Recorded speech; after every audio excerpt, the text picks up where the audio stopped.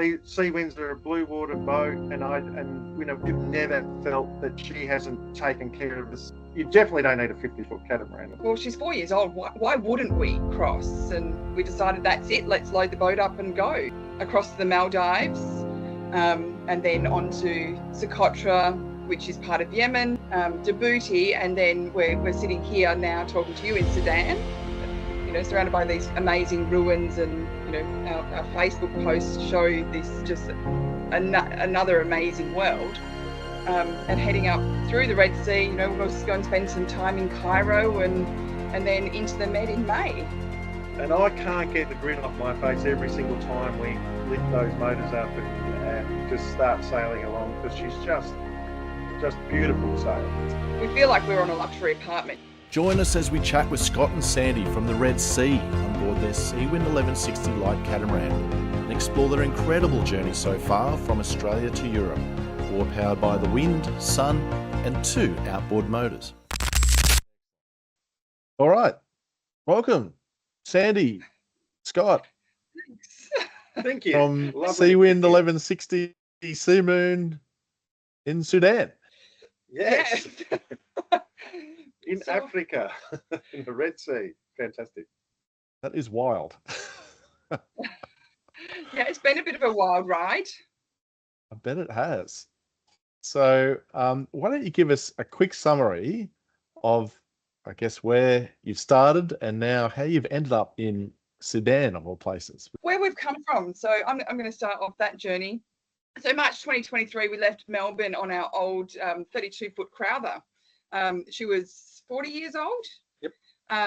We headed up to, we were heading up to the Whitsundays, and on the way, I decided that this was, we decided that this was a great lifestyle, but we needed a better boat. So we met a couple in in April on Sea Window. We saw them, I think, first we actually met them in Iluka, and Dave and Julie. And they had obviously Sea Window, which is a 1260, and I fell in love with their boat. And Julie, being Julie, invited us on for a look. So at that point, Scott knew that there was no other boat that we could get other than a Sea Wind. So over the next couple of days, they told us about Sea Moon for sale up in Sydney. So I think everybody knew about Ian and Sea Moon and how he'd built these amazing Seawind 1160 light. So many people that we met had knew him and knew of the boat and said, well, you've got a good boat there. So yeah. And it is a bit special in that respect, isn't it? It's probably above and beyond a regular 1160 light.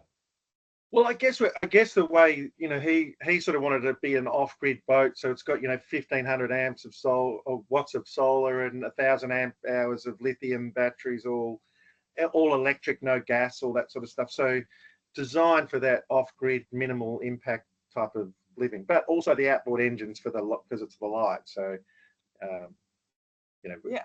And I took it on faith that Sea Winds were going to sail pretty well. Actually, we brought it without sailing it. We didn't even sail it until we actually picked her up. And I can't get the grin off my face every single time we lift those motors up and just start sailing along, because she's just beautiful to sail, that's for sure. So we picked the right boat, that's for sure. So we picked her up. We continued on our journey and picked her up 4 months later. We left her in Sydney in Brisbane, and where we purchased her through Andrew, and went still up with little old Tenacity up to the Whitsundays, and then came back in September, where we did the handover RQ. Left there, went to Sydney for 5 months and lived in Balmoral for 5 months. Yep. On a mooring ball until February 2024. And since then, we decided that we were going to go to Indonesia, and our original plan was to be in Indonesia for the next 5 years, or Southeast Asia, but we've really flown past there. So it didn't quite resonate with us. It was nice, it was good, but it was kind of all the same. And we're like, okay, well, I wonder next? Could we dare to dream to go up to Europe? And we didn't really want to do Africa, so it had to be the Red Sea for us. And then we made the decision on only as late as I think the 20th of January was when I sort of had This the year. deadline, and we said, yeah, just go on. And I'm like, Let's okay, go. let's do it. So, Well, the wind's in the Here right we go. direction. Time to go. yeah. Yeah, so we left Australia like the 26th of June. So, you know, we haven't been gone all that long. 2024. Yeah, we're just sailing noobs. We know that. Cruising noobs. All these people that we're around have been out here for years and years and years. But we have the prettiest boat in the anchorage. So We do. So you've gone to Indonesia, which is a pretty big step for most people in its own right, actually. But you've got your new boat, and it's a late model Seawin 1160 light, as you mentioned, but it is heavily spec'd. Well, it's not heavily spec'd. It's modified with extra solar and lithium and induction stove tops and various other nice additions, which made it ideal. So you got to Indo, and then you just kept going. We put Starlink and a washing machine on. That was our only contribution to the whole boat setup. Right. And then you've got this dream to cross, well, a flippant dream to cross the Indian Ocean. Yeah, well, we sort of got up to, so we did Indonesia for about 4 months, went across to Malaysia, Langkawi, Phuket. So we did sort of Christmas, New Year in Phuket. And then, as Scott said, the 20th of January was our drop dead date. Do we turn and go across the ocean, in Indian Ocean, or do we go back? And, you know, one of the factors for us was we feel like we're on a luxury apartment. You know, she's 4 years old. She's a beautiful to sail. And Scott can talk to it more about sailing, because I'm not, you know, I've only been sailing 4 years. But she's just a beautiful boat. And so we're like, well, she's 4 years old. Why wouldn't we cross? And so, yeah, 20th of January, we decided that's it. Let's load the boat up and go. And we were gone within the first week of February, across to the Maldives, and then on to Socotra, which is part of Yemen. It's a little island just off Somalia, for those that don't know.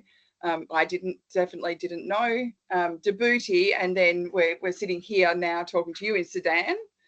You know, surrounded by these amazing ruins, and you know, our Facebook posts show this just another amazing world.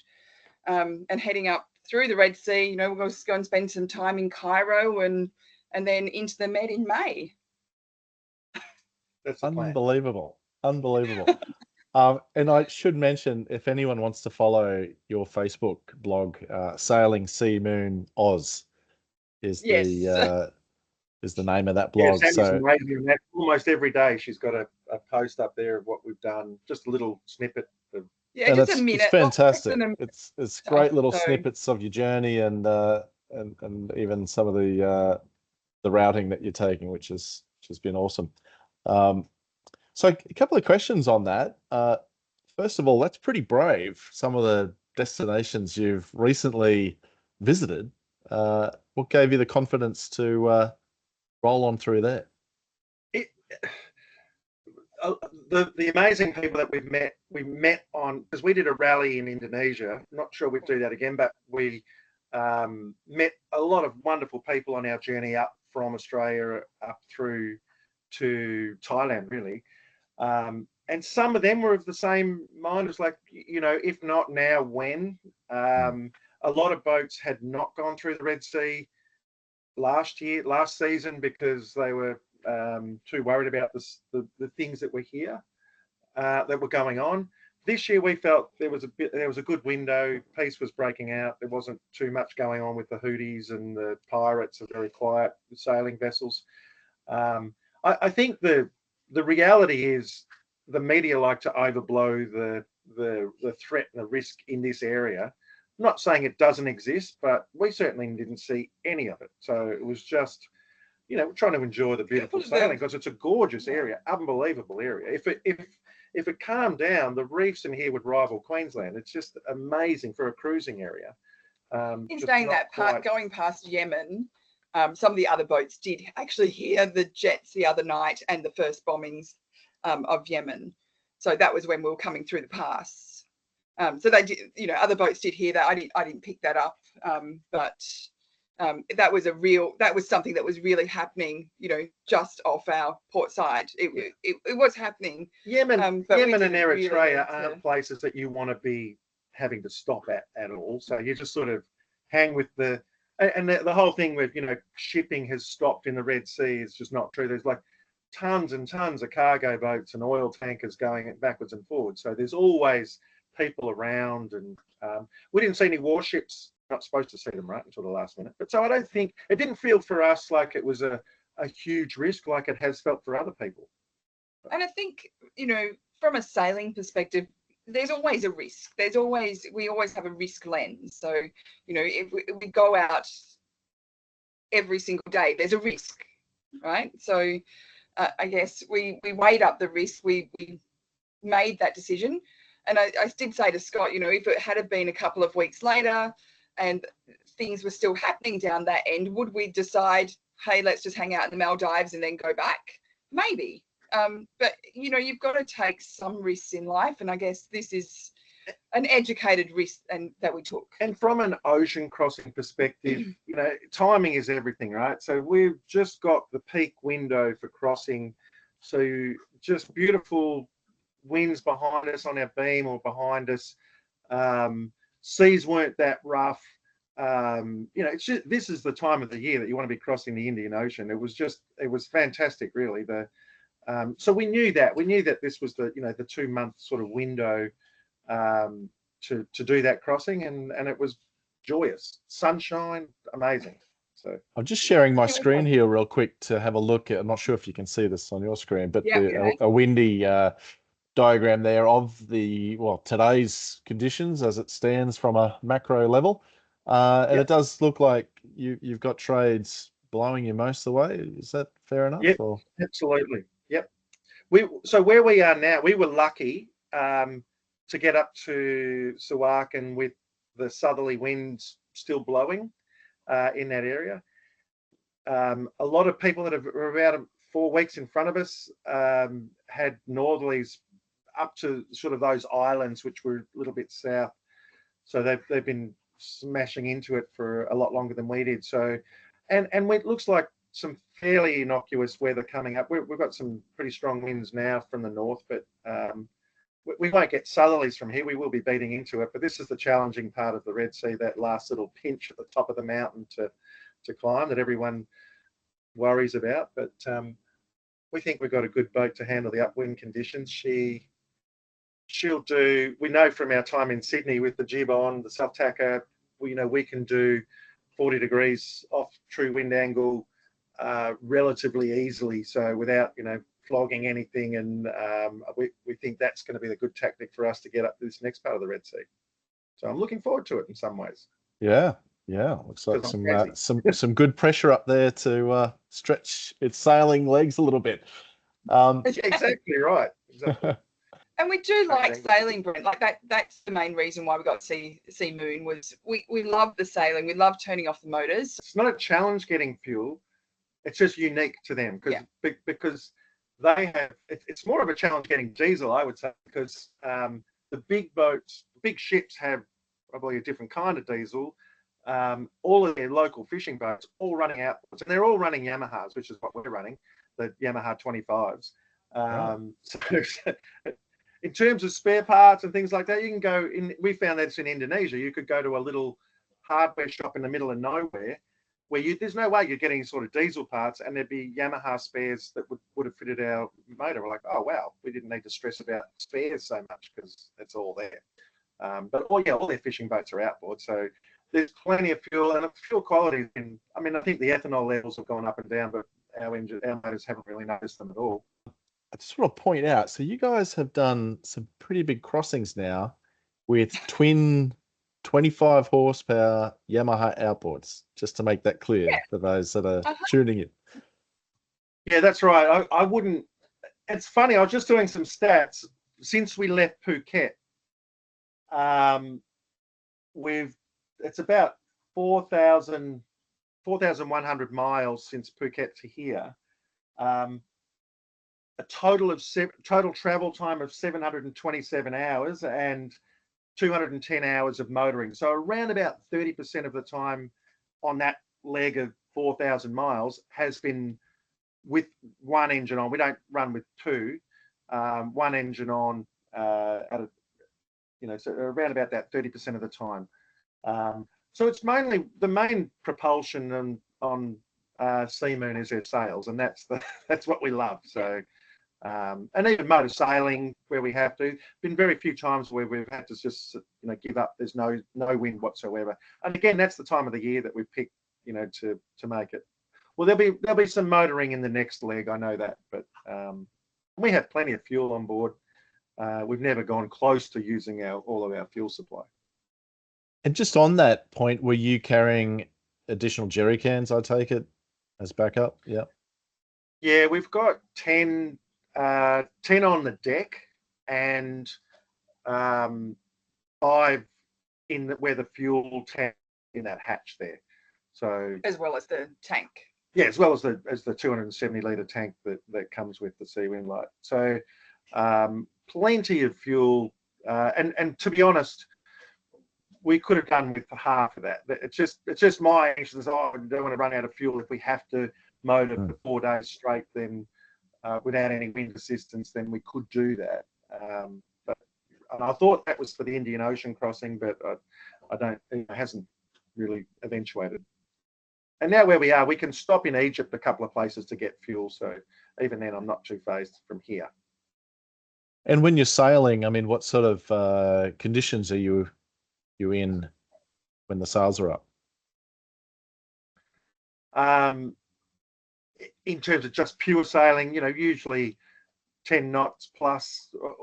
Because it's downwind sailing and our apparent wind, if our apparent wind is more than 10, then we're able to turn the engines off and we're doing 5 knots. Usually we've got a lot more wind than that, sort of 15 to 20s behind us, and we'll be doing 6-7 knots. We're usually averaging around about 5.5-6 knots for the whole crossing, in its various stages. So it's been fast. Another boat that was sailing near us saw us go past with just the main up because the wind was dead behind us. We were more than that. The angle wasn't enough to put a headsail up, and it was blowing 20-25, and we were just flying. We flew past them, and then they flew past us when we had to turn the motors on because the motors aren't as powerful as a diesel. Yeah, we're not fast on the engines. So that's deliberately from fuel consumption as well. If we put both on and we're using 10 litres an hour, then we can go as quick as we like. But just from a fuel conservation perspective, we usually average around about 3 litres, maybe 3.5 litres an hour on the motor. Combined or per motor? Oh, per motor, but we're only using one at a time. So yeah, per motor. Yeah. And remind me, what's the sail wardrobe that you're running? Well, for this leg, for most of the downwind crossings up into Phuket, we've used up into Djibouti. We've used a Genoa and the main, and that's been great. We do have a Screecher which we don't use because we prefer a spinnaker, and we have a spinnaker.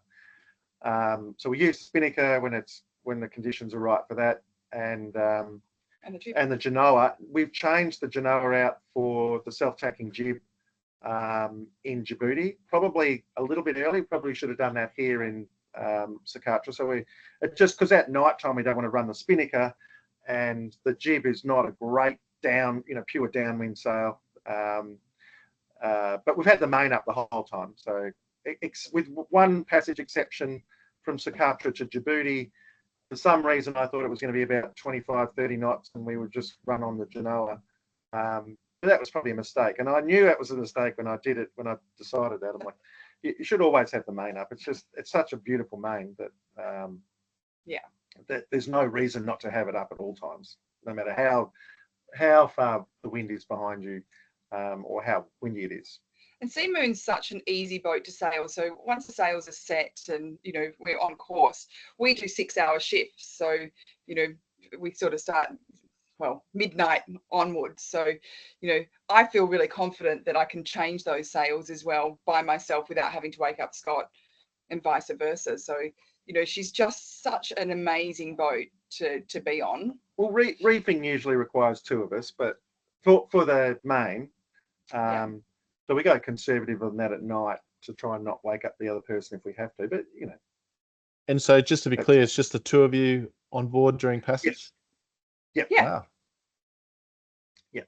And Perfect. just doing that 6-hour shifts, which seems relatively unique because Yeah. from all the people around us, they go, oh, how could you do that long?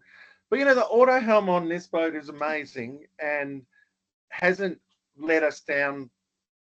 And how have you found the boat beyond handling? How have you found it out at sea in these larger passages? It's like living on an apartment. I love her. And I think we've done a few things for the long passages, Brent, that we have just made our lives a little bit easier. So we've always maintained that we go down to our cabin to sleep, just so the other person's got, you know, all the room up here, and, you know, you don't disturb that other person. You go down just like you normally would, go down to bed, and if we need you, we'll come and get you. But the longer passage from Phuket was the first time that we actually converted the saloon table to a bed. So we've sort of got a day bed set up. And, you know, we can lounge on that during the day. And at night, actually, you know, we lounge on that and look out these beautiful big windows. And, you know, you don't even have to be outside if it's, you know, a little bit cold or what have you. You can be inside, and we love having the door up as well. So, you know, the conditions at the moment, we can have the door up. There's no sort of waves coming in. So perfect just to, you know, have this.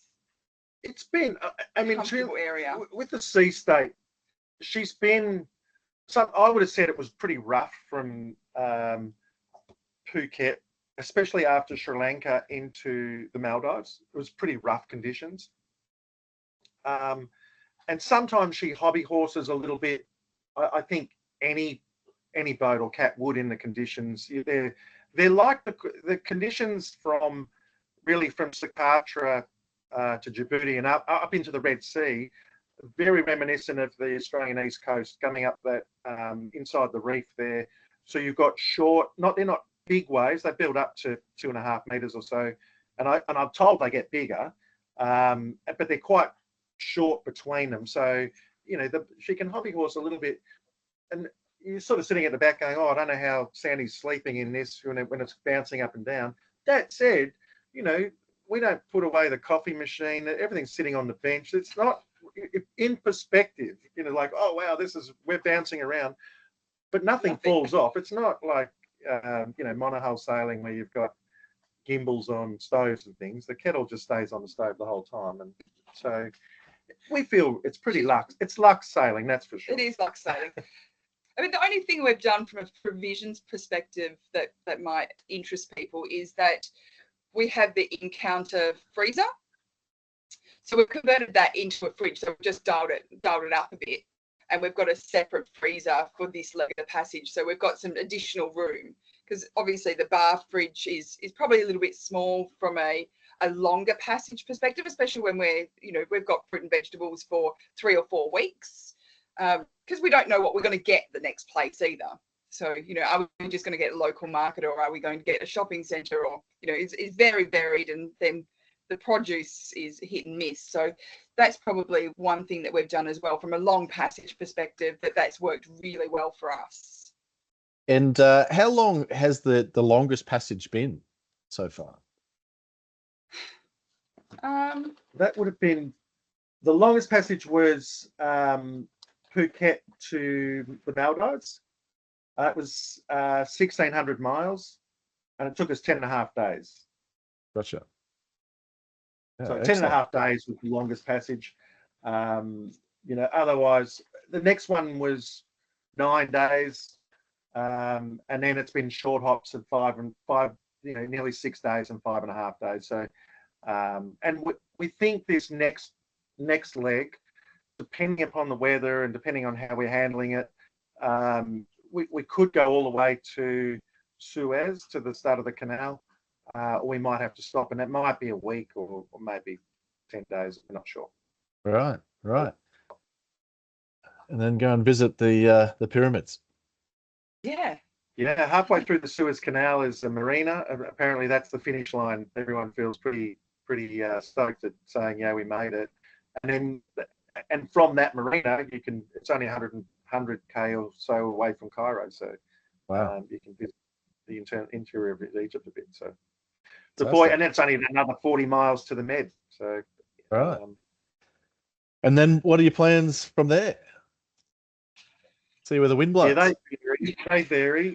But we're struggling with the Schengen. If there's any Schengen experts that want to reach out to us, please help with some sort of plan, because non-Europeans only get 3 months in Schengen countries, which is pretty much all of Europe except for Turkey.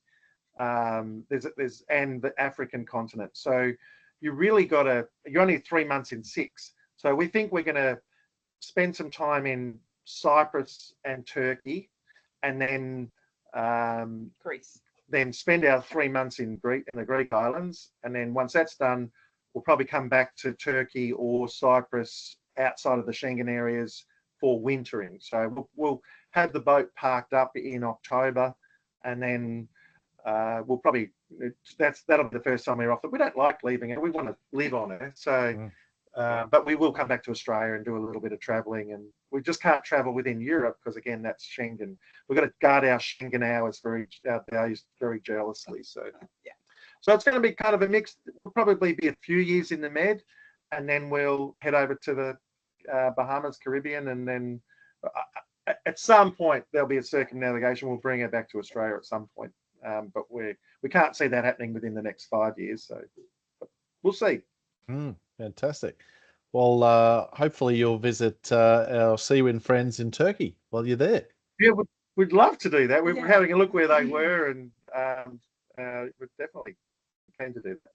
We're getting more and more boats up there now. We might have to tune in to you again when you visit. Definitely. Yeah, absolutely. Yeah. So you've obviously you've really covered some miles now, and I full credit to you. I think it's just so like fascinating to watch your trip extend every day. A lot of people these days assume you need a 50-foot catamaran to cross oceans. Clearly, that's not the case here. If you've got 2 or 3 kids on board, I think you do. I think you need to escape from that, because I see families sailing, and I'm like, they're probably glad they got a bigger catamaran. Yeah. For 2 of us, no. I know the Seawinds are a blue water boat, and we've never felt that she hasn't taken care of us in when conditions get rough. We know we can sail around the world with her. And push her as far as we want to push her, but she looks after us very, very well. So no, you definitely don't need it. And for us, just the 2 of us on board, and we have, visitors like my kids and our kids and my brother come and stay with us, not all at once. So, but it feels like we're living in a luxury apartment still. There's plenty of room in here for us, and she's, you definitely don't need a 50-foot catamaran, no. Well, we'll continue watching with great interest, and please keep us updated. And I hope one day you do complete the lap, and you can come pick up your new Seawind 1160 XL by that time, the new model that's just coming out. Yeah, absolutely. We saw it coming out. Yeah, we do hope to catch up with you again as you continue. Love to, Brent. Thank you very much. We appreciate it.